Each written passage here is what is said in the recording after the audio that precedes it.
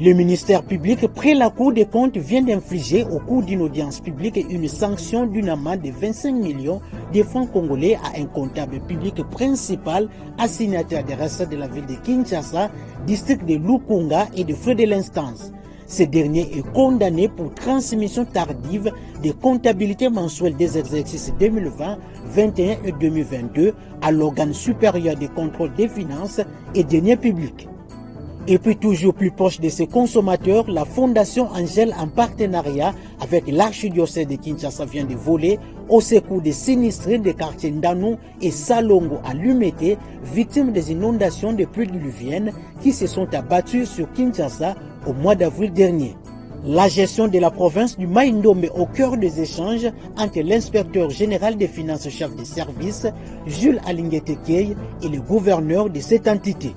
Le développement de ces titres et tant d'autres dans le corps de ces magazines Fiscalité et Développement dans une présentation signée Jocelyn Babalomba.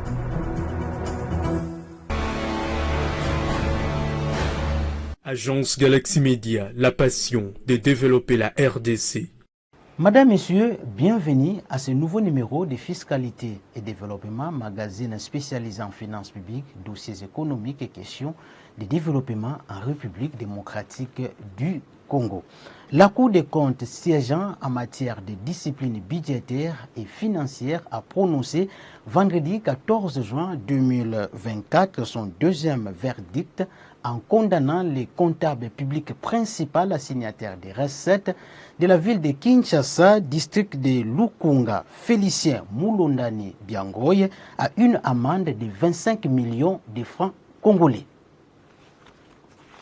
Les comptables publics principal assignataires des recettes Félicien Moulondani Biangoy de la ville de Kinshasa, district de Lukunga, est déclaré coupable pour 12 fautes de gestion liées à la non-transmission dans les délais à la Cour des comptes des comptabilités mensuelles et des pièces justificatives de 3 exercices, soit de 2020, 2021 et 2022, et ce, en violation des dispositions légales.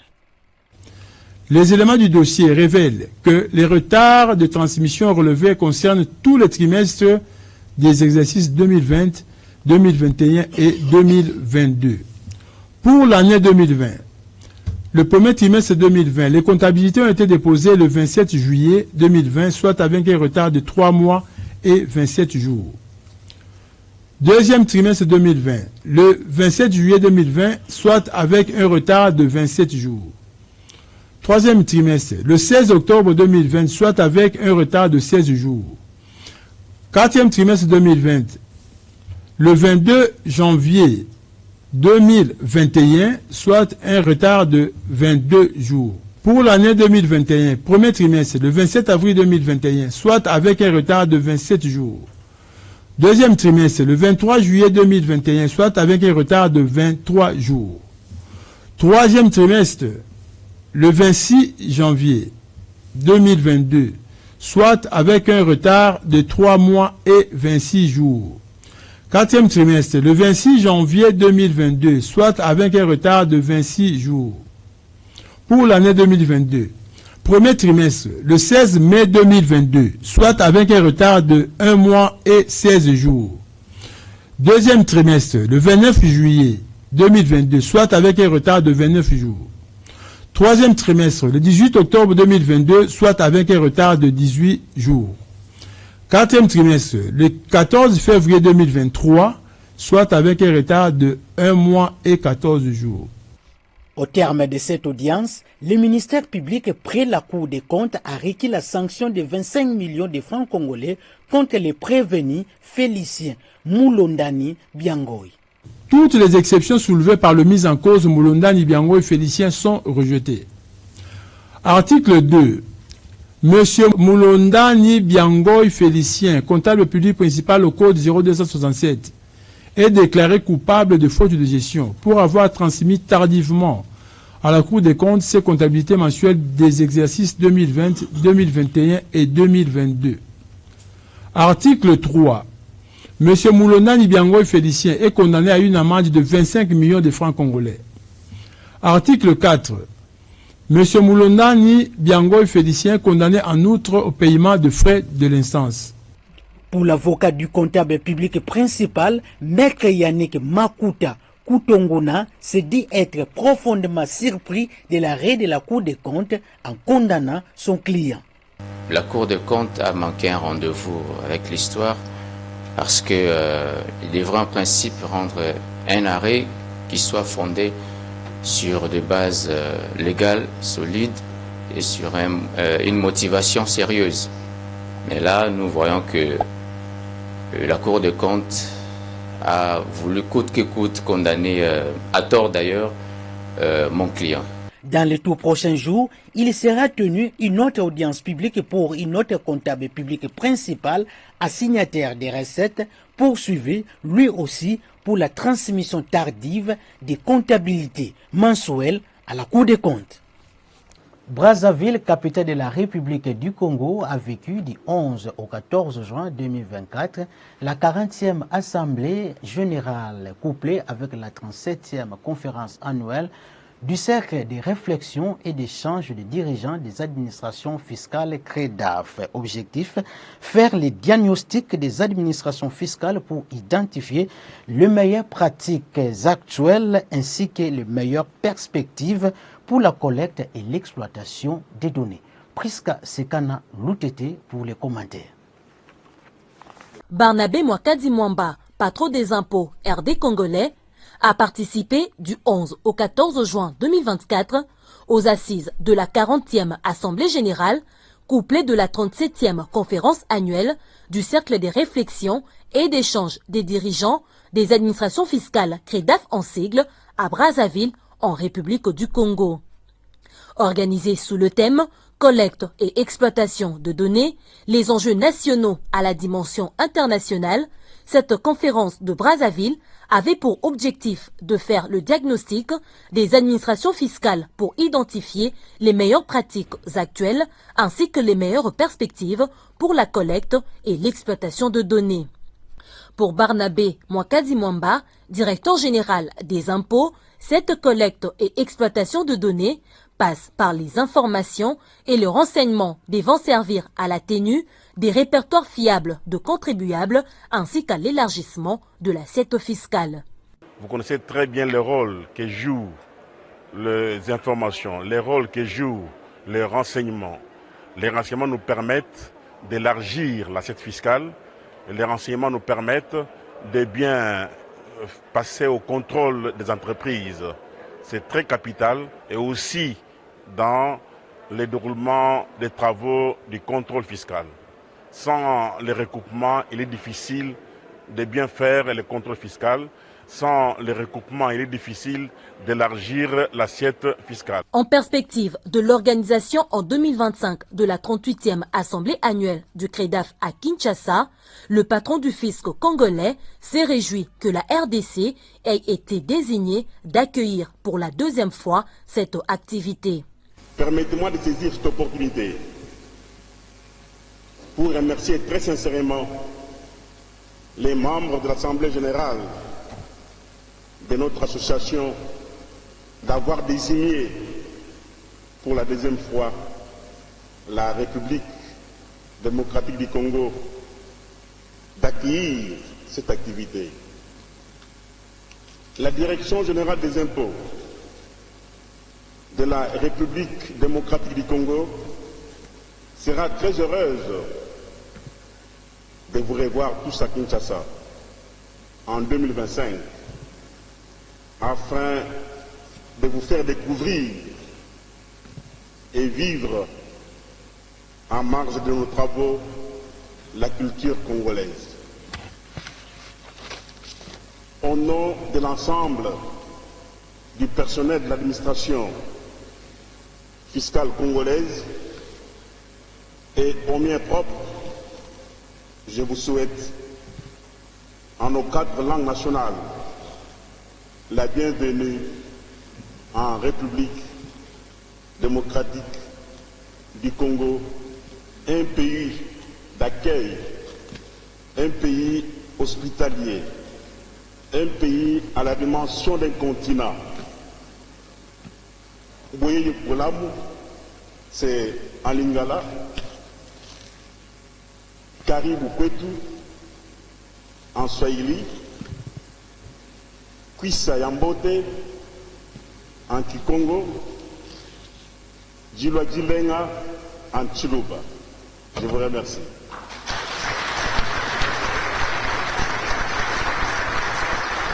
Ces séminaires de 4 jours, organisés par le Centre de réflexion et d'échange des dirigeants des administrations fiscales CREDAF, en collaboration avec la Direction générale des impôts et des domaines DGID de la République du Congo, et l'aboutissement des travaux de la première année 2023-2024 et de la deuxième période triennale 2023-2026 de la nouvelle stratégie du CREDAF adoptée en 2018 lors de l'Assemblée générale d'Haïti.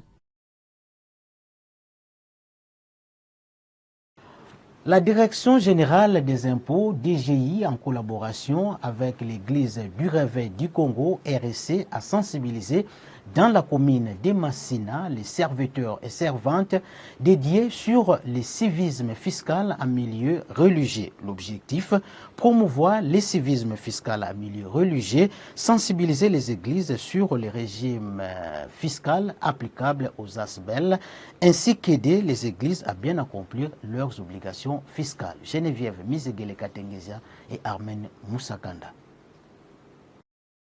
Dans le cadre de la campagne sur le civisme fiscal en milieu religieux, l'Église du Réveil du Congo, en collaboration avec la Direction générale des impôts DGI, continue sa campagne de sensibiliser des serviteurs et servantes de Dieu.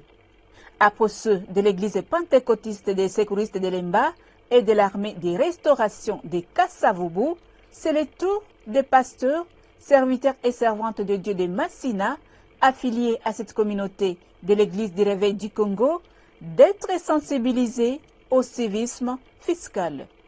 Selon l'archevêque président et représentant légal de l'RC, Évariste Ejiba Yamapia, ces ministres de Dieu pasteurs vont à leur tour relayer ces messages auprès de leurs fidèles pour qu'ils soient redevables à l'État. L'objectif se retrouve être, nous, l'institution Église du Réveil du Congo, nous sommes partenaires de l'État. Et en tant que partenaires de l'État, nous participons au civisme. Le civisme se retrouve à différents degrés. Il y a le civisme dans le domaine de la citoyenneté générale. Et ici, c'est un domaine spécifique, notamment le civisme fiscal. Par rapport à ça, c'est aider le peuple congolais à avoir la culture du civisme ou du fisc et aider aussi les Congolais à être à mesure de donner à l'État congolais les moyens qui permettent à l'État de rencontrer les besoins de la population. Et voilà pourquoi nous avons voulu ce renforcement des capacités pour les pasteurs et que les pasteurs à leur tour puissent être le relais entre les institutions de l'État et la population. À la Direction générale des impôts, nous disons l'Église du Réveil du Congo est un partenaire avec lequel ils peuvent compter. L'Église du Réveil du Congo est disposée de sillonner toute la République pour communiquer son message du civisme fiscal et qu'ensemble nous puissions contribuer au développement de notre pays avec les moyens locaux au lieu d'espérer toujours avec le don qui viendrait, je ne sais pas, de l'Union européenne, des États-Unis et de partout ailleurs. Voilà un peu ce que nous pouvons dire à la DGI et au gouvernement de la République. Invité à cette campagne de sensibilisation, le chef de division de la cellule d'études à la Direction générale des impôts, Jean-Jacques Lubemba Kachama, a exhorté les responsables de ces églises de disposer des numéros impôts et de faire preuve de la culture fiscale. Nous sensibilisons les églises de réveil à pouvoir inviter leurs membres qui sont dans les affaires, qui font des activités commerciales, à pouvoir, puisque payer les impôts, et imprégner la culture du civisme fiscal. Et l'église en soi de réveil regorge beaucoup de fidèles. Et ces fidèles, chacun a une activité, chacun fait des affaires. C'est dans ce sens-là que nous les exhortons à ce qu'ils puissent aussi mettre la main dans la pâte pour que ils puissent contribuer aux assignations budgétaires.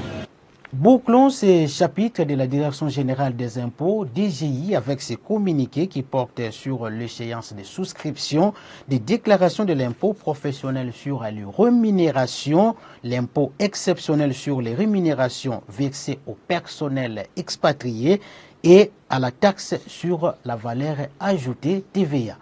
Plus de détails dans cette lecture signée Geneviève Misegele-Katengezia. La Direction générale des impôts rappelle à tous les contribuables assujettis à l'impôt professionnel sur les rémunérations IPER, à l'impôt exceptionnel sur les rémunérations versées au personnel expatrié IR et à la taxe sur la valeur ajoutée TVA que l'échéance de souscription des déclarations afférentes au mois de mai 2024 intervient le samedi 15 juin 2024. Étant donné que cette échéance tombe en samedi, les contribuables assujettis sont invités à souscrire leur déclaration au plus tard le lundi 17 juin 2024. Aussi sont-ils invités à s'acquitter de leurs obligations déclaratives et de paiement à la date précitée.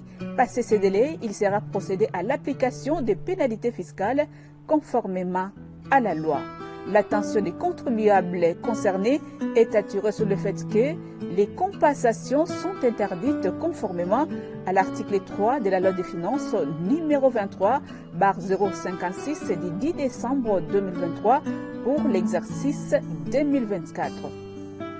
Conformément au communiqué du 29 décembre 2020 de Son Excellence Monsieur le ministre des Finances portant utilisation obligatoire du logiciel EasySynergy et au décret numéro 007/2002 du 2 février 2002 relatif au mode de paiement des dettes envers l'État tel que modifié et complété par le décret numéro 20/019 du 21 août 2020 et ses mesures d'exécution, les contribuables assujettis aux impôts ci-haut indiqués sont invités à télécharger leur déclaration fiscale sécurisée sur le site web de la DGI à l'adresse www.dgi.gouv.cd. Ils sont invités à privilégier la transmission par voie électronique en format PDF de leur déclaration et de la preuve de paiement des dits impôts aux adresses électroniques suivantes selon les cas.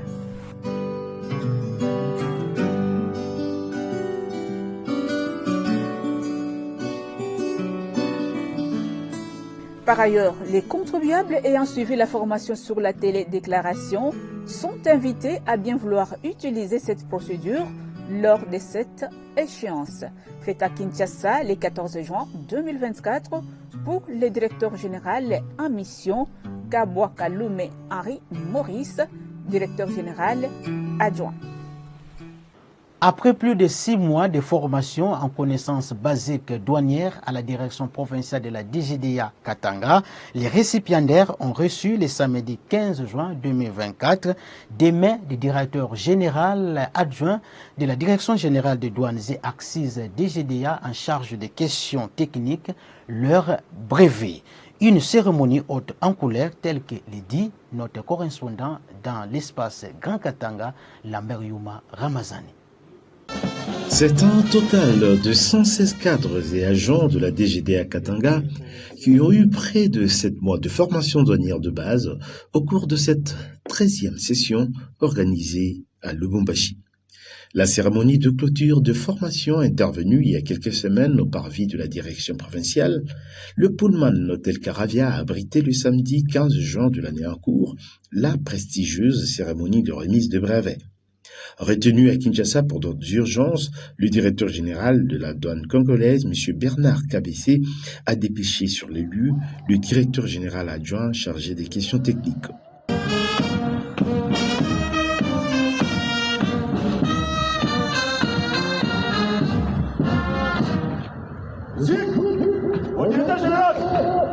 Pour les lauréats, cette formation était motif de fierté, d'une raison d'accroissement des capacités qui aura un impact sûrement sur le rendement de chacun. 7 mois se sont écoulés pendant lesquels nous, cadres et agents de la DGDA Katanga, 116 au total, nous sommes donnés corps et âme pour apprendre les notions douanières de base. Nous avons suivi avec assiduité et beaucoup d'abnégation cette formation répartie en 19 modules. Si cette session de formation fait la fierté des lauréats et de tout le personnel de la douane katangaise, c'est d'abord une victoire pour la délégation syndicale qui réclamait à corps et à cri la remise à niveau du personnel depuis plus d'une décennie. Le président de la délégation syndicale s'en réjouit donc et jette des fleurs à Bernard Kabessé, le directeur général qui vient ainsi de confirmer une fois de plus ses qualités managériales et techniques qui font sa réputation, car l'homme doit être au centre de la production. Ce jour marque pour toute la délégation syndicale une satisfaction et une joie inexprimable, car il témoigne la réalisation d'une de nos revendications les plus répétitives depuis des années, celle de la formation continue des agents œuvrant dans les différents services de la douane. En effet, comme nous avons eu à les relever lors de la fin de cours, nous ne nous sommes pas lassés de réclamer à chaque occasion que les agents de la direction provinciale de douane et Axis Katanga non encore formés puissent bénéficier d'un cycle complet sur les notions douanières de base. Mais, à force de persévérer dans nos demandes, car les considérant positives, non seulement pour les agents, mais également pour notre direction générale de douane et Axis, nous avons obtenu la première session depuis ce mois d'octobre 2023. Et ceci grâce au leadership de Monsieur le directeur général que je demande d'applaudir.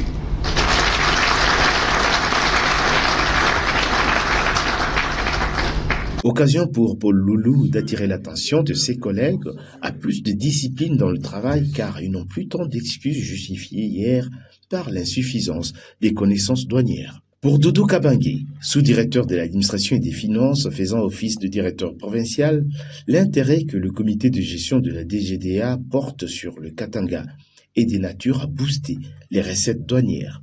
J'exhorte les lauréats ici présents de capitaliser les connaissances acquises et de donner le meilleur d'eux-mêmes dans l'exercice de leurs fonctions et formule auprès de la haute hiérarchie le vœu de voir pareille formation continuer en province.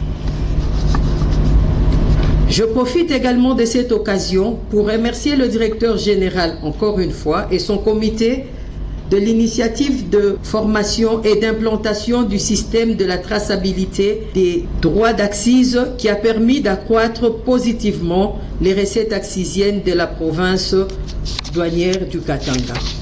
Plusieurs formateurs ont défilé devant le podium au cours de cette session. Messieurs Santi, seuls ceux de Lumbashi étaient présents et ont exprimé toute leur satisfaction d'avoir transmis avec abnégation leurs connaissances.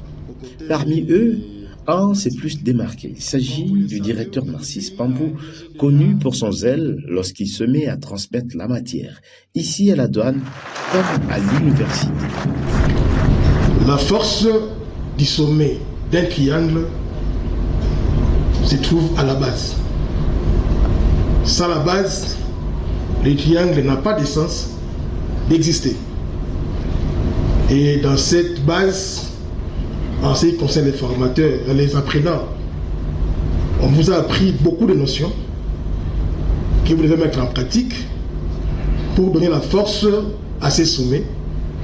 Et ces sommets, moi je vois ici les comités qui dirigent la DGDA, donc le directeur général avec toute son équipe. Donc c'est de vous que partira la force du sommet. L'autorité nationale attend récolter le fruit des efforts consentis. Je demande aux participants qui, selon les échos qui me sont parvenus et les résultats réalisés, ont manifesté un intérêt remarquable à tous les modules des cours dispensés lors de cette 13e session de formation douanière de base. De préserver les acquis des enseignements reçus en les appliquant quotidiennement dans l'exercice de leurs fonctions, bannir et lutter contre les antivaleurs. Je répète, bannir et lutter contre les antivaleurs, intérioriser les valeurs éthiques et déontologiques de l'agent des douanes, être des douaniers patriotes à mentalité changée. Nous appelons M. Chibanzi Lagal à la 85%. La remise des brevets a clôturé cette cérémonie, réussie aussi par la présence des membres de la famille et certains lauréats.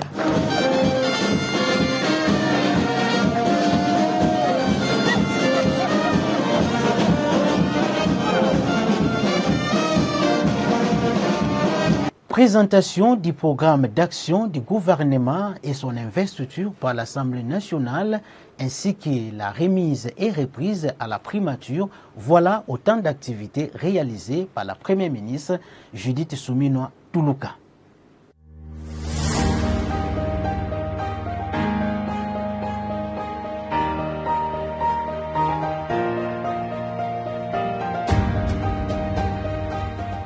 Après avoir présenté les programmes d'action du gouvernement avec brio devant les élus du peuple, lesquels se chiffrent à hauteur de 92,9 milliards de dollars pour les 5 prochaines années, Judith Suminwa Tuluka et son équipe gouvernementale ont été investis par l'Assemblée nationale.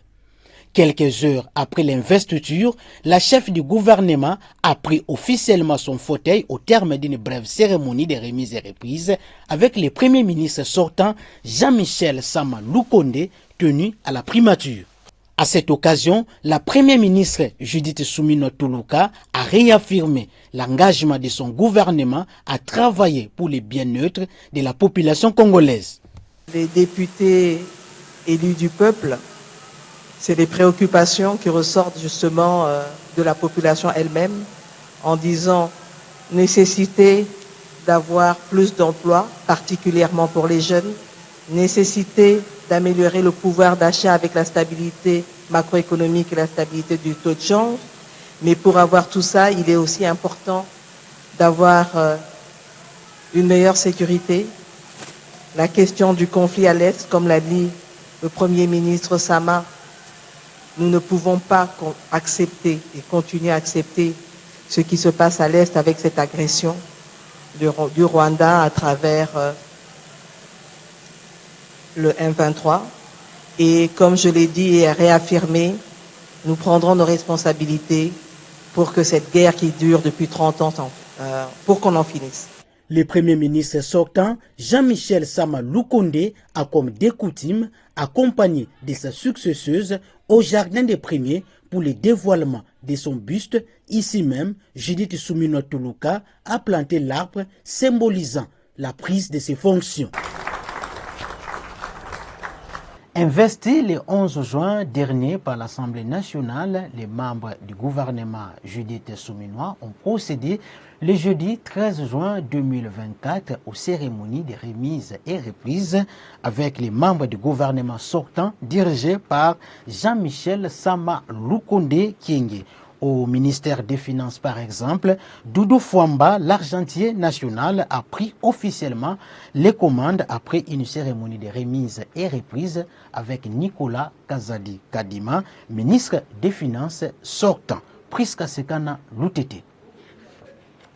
Jeudi 13 juin 2024, nous sommes au centre financier de Kinshasa, dans la commune de La Gombe. Il s'y déroule la cérémonie des remises et reprises entre le ministre sortant Nicolas Kazadi et le ministre entrant Doudou Fwamba.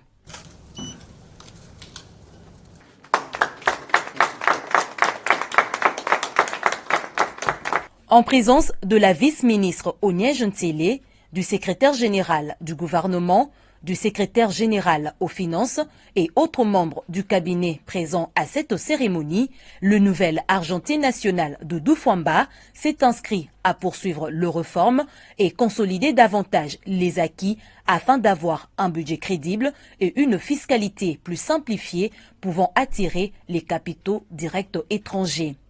Mais bien avant, il a rendu un vibrant hommage au chef de l'État, Félix-Antoine Tshisekedi Tshilombo. L'équerre du roi est un courant d'eau dans la main de l'Éternel et il il est fait incliner partout où il est. Le cœur du roi, c'est le cœur de celui à qui le Seigneur Dieu Tout-Puissant a donné notre pays pour le conduire. C'est son Excellence, Monsieur le Président de la République, chef de l'État, Félix Antoine Tshisekedi Tshilombo, à qui j'ai rendu vibrant hommage à cet instant. Je dis merci à mon prédécesseur pour les différentes réformes qui ont été mises en œuvre, que ce soit en ce qui concerne la réforme de la fiscalité, avec l'introduction de l'impôt sur le revenu des personnes physiques, des acquis que nous devons consolider. C'est sur cette lancée que je vais m'inscrire pour davantage consolider ce que nous avons pu réaliser ensemble et faire en sorte que nous ayons un budget plus crédible, une fiscalité plus simplifiée, pouvant attirer les capitaux directs étrangers et susciter l'investissement privé. Toujours dans son mot de circonstance, le ministre des Finances, Doudou Fwamba, s'est engagé à œuvrer pour la stabilité du cadre macroéconomique en vue de préserver le pouvoir d'achat de la population et stabiliser le taux d'échange. Les programmes du gouvernement auxquels nous serons alignés prend pour priorité la thématique de plus d'emplois, plus de pouvoir d'achat pour la population de notre pays. Aujourd'hui, les taux d'échange tournent autour de 2900, avec risque de déraper si les mesures ne sont pas prises en toute urgence. C'est ainsi que l'axe prioritaire qui consiste à la stabilité du cadre macroéconomique sera notre priorité, mais la priorité des priorités. Parce qu'il faudra que nous puissions arriver à arrimer l'exécution des dépenses de l'État sur la liquidité du marché afin d'éviter les dérapages. C'est en ces termes que nous allons nous engager à harmoniser les plans de trésorerie et les plans de liquidité, essayer de gérer les finances de l'État avec beaucoup plus de rationalité. Après 3 ans passés à la tête du ministère de Finances, Nicolas Kazadi Kadima, ministre sortant des Finances, a rassuré son successeur de sa disponibilité en cas de besoin. L'inspecteur général des finances, chef de service Jules Alinguete Key, a échangé dans son cabinet de travail avec le nouveau gouverneur de la province de Mai-Ndombe et son adjoint sur la gestion de leur entité. Reportage. Après ses prédécesseurs gouverneurs de Kinshasa, Tanganyika, Sud Kivu et du Sankuru, c'est au tour de celui de Mai-Ndombe Nkoso Kevani Lebon et son adjoint Fourou Trésor de fouler les pieds à l'inspection générale de finances ce lundi 3 juin.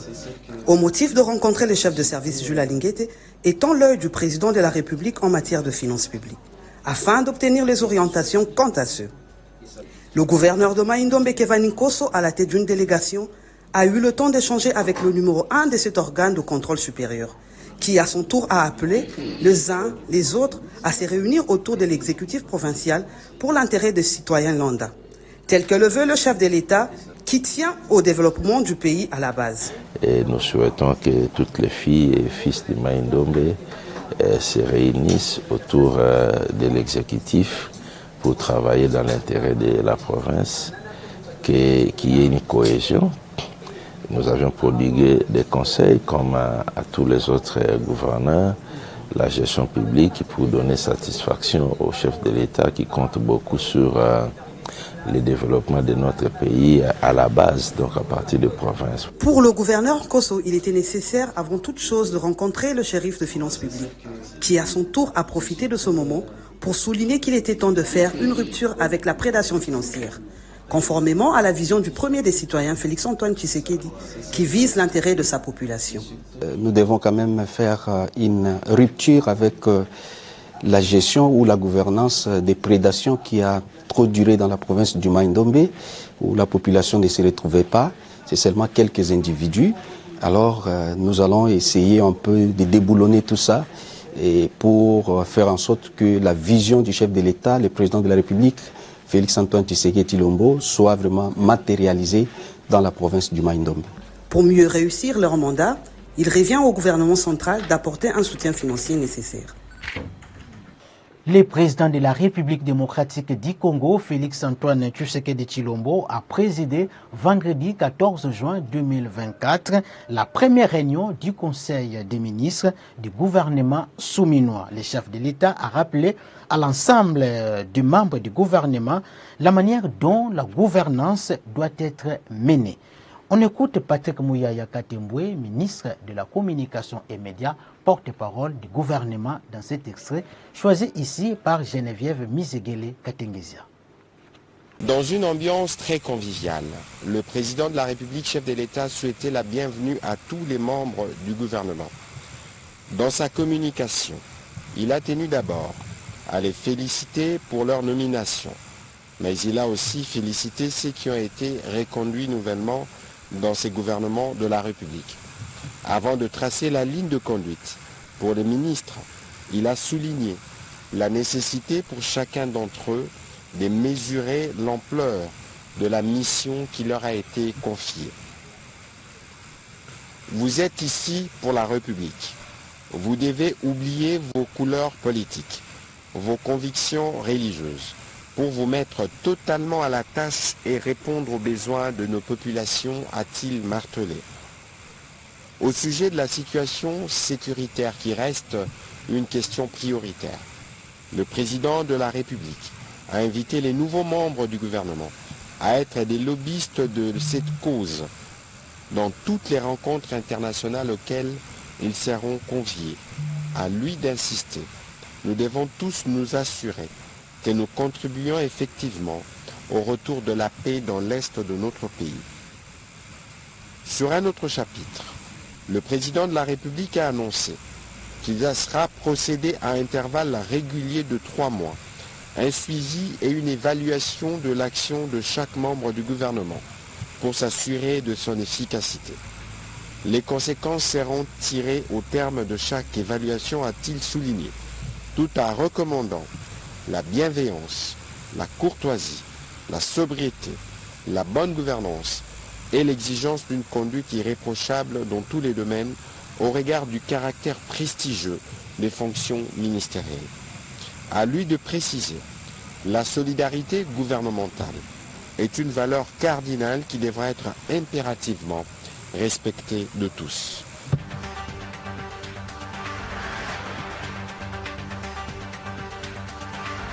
La Fondation Angel, qui regroupe à son sein 4 grandes entreprises industrielles, à savoir Angel Cosmétiques, Palmco, Okeplast et Food Life, en partenariat avec l'archidiocèse de Kinshasa, a procédé vendredi 14 juin 2024 à la remise des dons contenant des vivres et non-vivres aux sinistrés des quartiers Ndanou et Salongo dans la commune de Limete, victimes des inondations du mois d'avril dernier. Muriel Makiese Lutina, Céline Bomba Angelani, Landrignani Lostine et Armen Ngoma Moussakanda pour les reportages.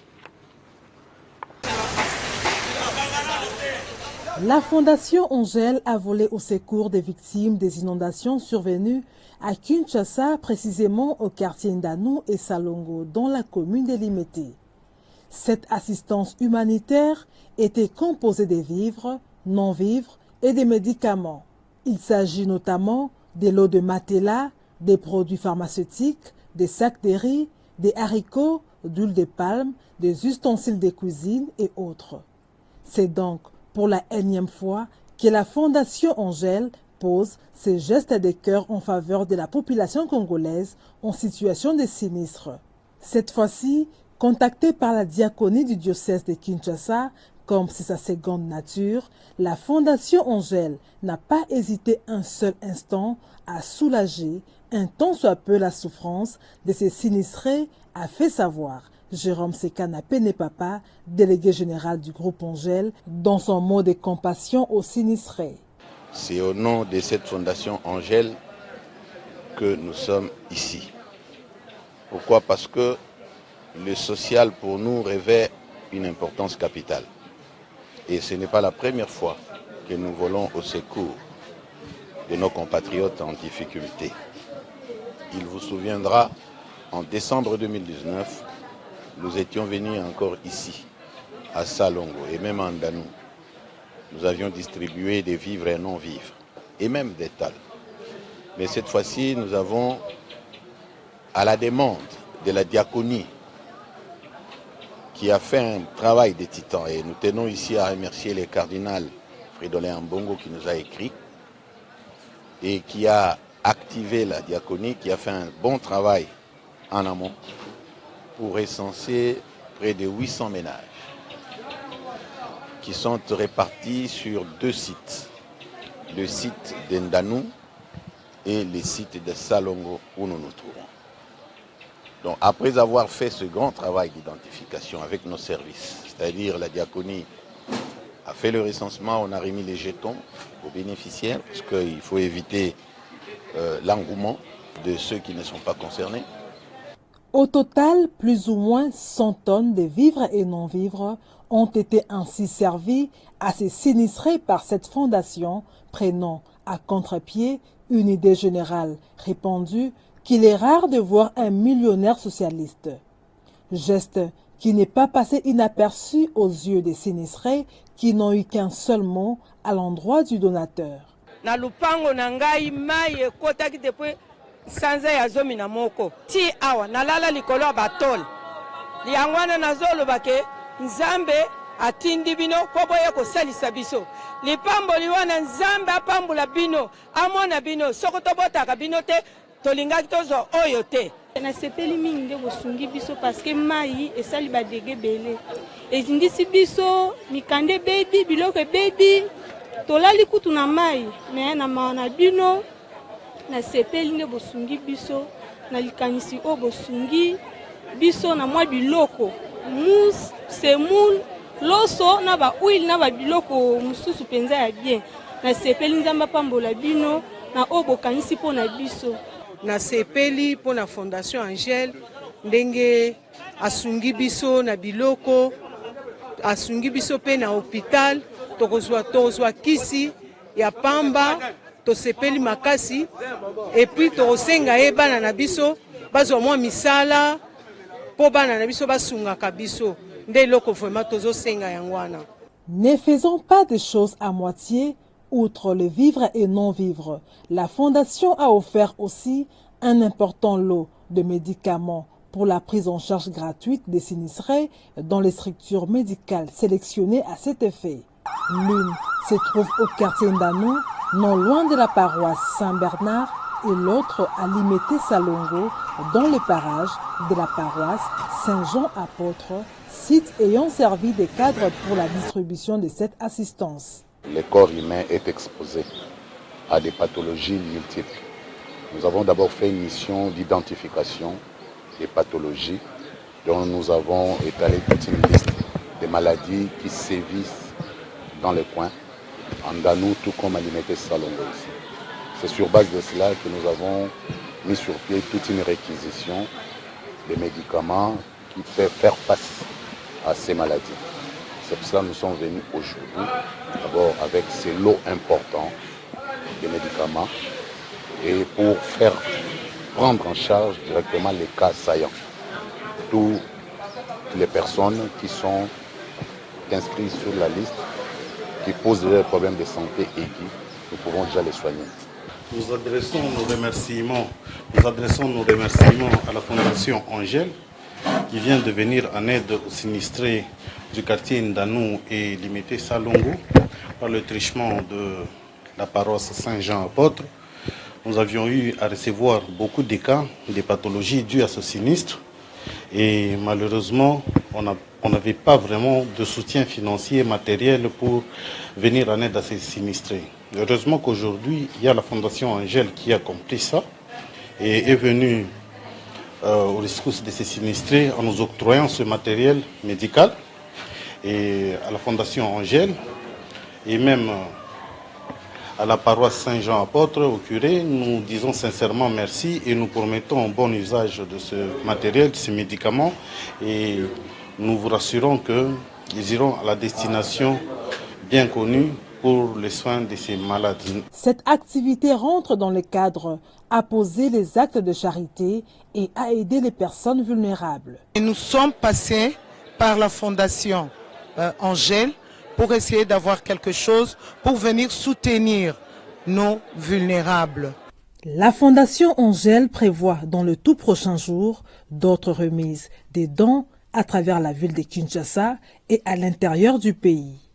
La société Plantation et Huileries du Congo est la plus grande firme agroalimentaire de la République démocratique du Congo en termes du capital humain et de production. Dirigée de main de maître par sa directrice générale Monique Gieskes, cette société compte plus de 10 000 travailleurs directs et en 3 ans de gestion, la production d'huile de palme est passée de 45 000 tonnes par an en 2020 à 80 000 tonnes en 2023 et se propose de produire 100 000 tonnes d'huile de palme par an en 2025. PAC a réussi à produire 52 tonnes de semences améliorées de riz et de maïs qui ont été certifiées conformes par le SENASEM et mises à la disposition des agriculteurs congolais locaux pour une grande multiplication. Regardez.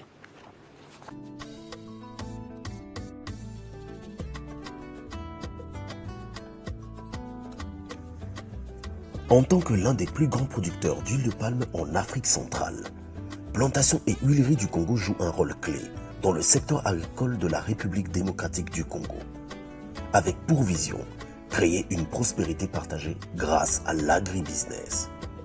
Existant depuis plus d'un siècle, PHC est la première société de production d'huile de palme en RDC. C'est sous le leadership congolais mis en place par l'actionnaire majoritaire, Kouramo Capital Management, la société est passée d'une production de 45 000 tonnes en 2021 à 80 000 tonnes en 2023. Et ce, grâce au plan de travail et aux procédures opérationnelles sous le leadership de Madame Monique Gieskes. Pour faire fonctionner toutes les étendues plantées de palmiers à huile, soit plus de 100 000 hectares de terre au sein de ces concessions, il faut un apport humain conséquent. Pour cela, la société emploie 10 000 personnes avec des avantages sociaux, repartis entre Kinshasa et 3 provinces, précisément à Lokutu, Boteka et Yaligimba. Une fois l'huile produite, son circuit de mise en vente forme une attractivité qui touche des milliers de ménages indirectement, avec une approche qui permet de mettre en place une économie partagée, dont l'avantage est de participer activement à la condition de vie des populations, comme avec la construction et la mise à disposition de 24 écoles aux communautés, le fourrage et l'entretien de 70 bornes fontaines, la disposition de 3 centres de santé, 18 dispensaires et 4 hôpitaux pour contribuer à la fois au bien-être de la population qu'à son implication dans le processus de développement et de la vision qu'entretient PHC autour de la prospérité partagée. Et c'est dans ce cadre également que la société a lancé depuis septembre 2023 la Fondation PHC, en vue d'amplifier ses actions pour plus d'impact. Pour PHC, créer une prospérité partagée grâce à l'agribusiness, c'est appuyer les agriculteurs locaux dans la production des semences de bonne qualité de cultures vivrières. Toujours dans le cadre de la redynamisation des économies locales, PHC travaille avec les planteurs locaux à qui elle apporte un appui technique en leur octroyant des semences de qualité, produites par son centre de recherche d'agriculture tropicale, Créati. PHC, créer une prospérité partagée grâce à l'agribusiness.